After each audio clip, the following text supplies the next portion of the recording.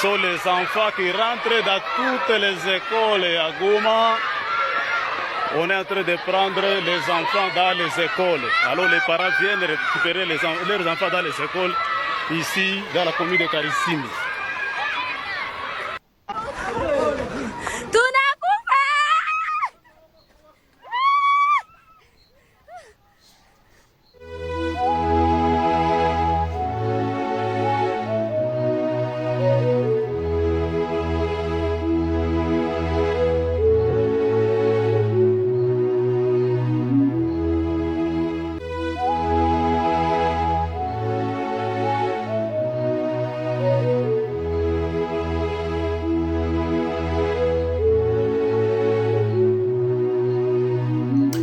Hello everybody, welcome to the Controversial Podcast. My name is Ejamute Manuel. Thank you for joining me once more.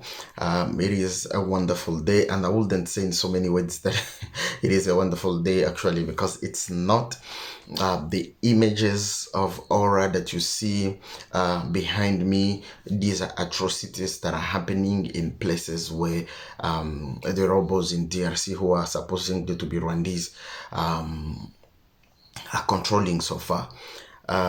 These are children that went back to school, and all of a sudden they decided as the rebels that they will go kidnap the kids to school and force them into army. So these scenarios, especially, this is in Goma, by the way, these scenarios have been happening where they've been, killing young people, including in Bukavu. They've been killing young people. When you speak to people that are in Bukavu and in Goma, you hear a few days ago, it was a group of 30 young men who were actually playing soccer in the field, and they come and fire on them. In Bukavu, in a place called Essence, they also killed a few people who were just standing at the road. It's like they don't want to find people in groups talking, whether politics or anything. They will just assassinate them. They've been also forcing young people to join their army because, they can't keep up with the narrative.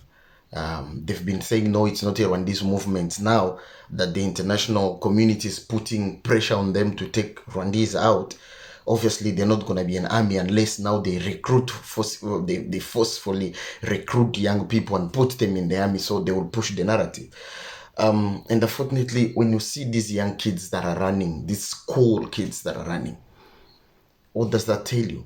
Now, I'm not gonna sound offensive, but I just have a question to Rwandese, because I know these are Rwandese fighting in the Congo. The Tutsi people. Yes, your brother Kagame is always saying that you are fighting for your right in DRC. And obviously you are supposed to, this movement of yours, apparently it's coming to save or to liberate DRC from a tyranny of the Congolese government, or liberate the population. Do you really think this is how you liberate them? When you kill them in numbers, you burn nightclubs where 200 people are drinking and they all die? How are you liberating them? That's just number one question. Number two, this war at some point, it's going to be over.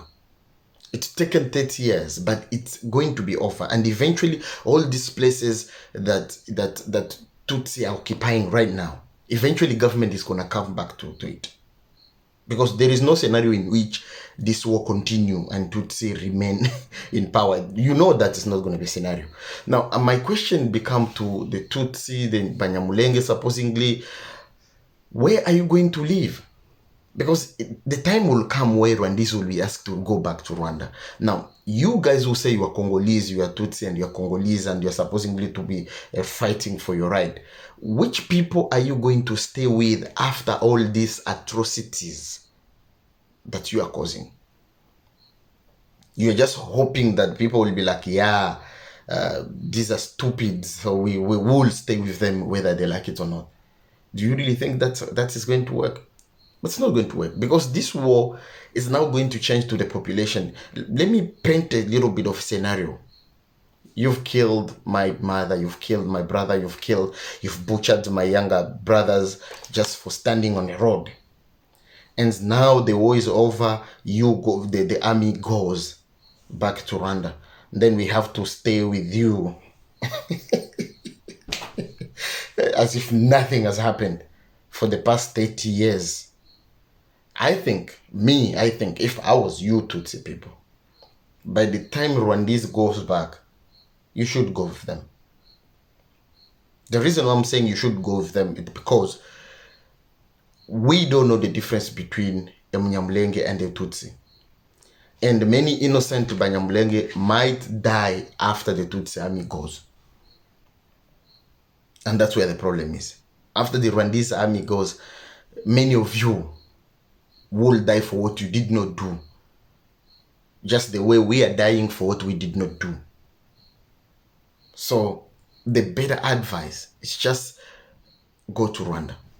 And unfortunately, Kagame has successfully made you enemies of everybody. In my previous videos, I've been saying Kagame is an old man. He's not going to be there forever. And he can lie to himself that, no, if I die, I'm going to put someone else who is going to torment them. It's not going to be the same. It's not going to be the same. And there is no scenario in which you win Congo. You've done that for 18 years. You had your own Rwandese in power for 18 years. He gave you everything. But guess what? 18 years lapsed. And eventually real Congolese came to power and is giving you tough time. So eventually if you make government change, even this very same Nanga who is killing us today, who is Congolese and is killing us today, as soon as he gets there, he's going to do, if you manage to put him in power, he's going to do what Mzee Kabila did. And he's going to change your news because Congo is not your country. So there is no scenario in which you win in this generation. So my question is, and that my advice for you, Tutsi people that are in Congo, as soon as your Rwandese brothers live with them. Because it's not soldiers that are going to come for you. It will be people that your brothers have been killing. And it's not going to end well for you. Have a great day.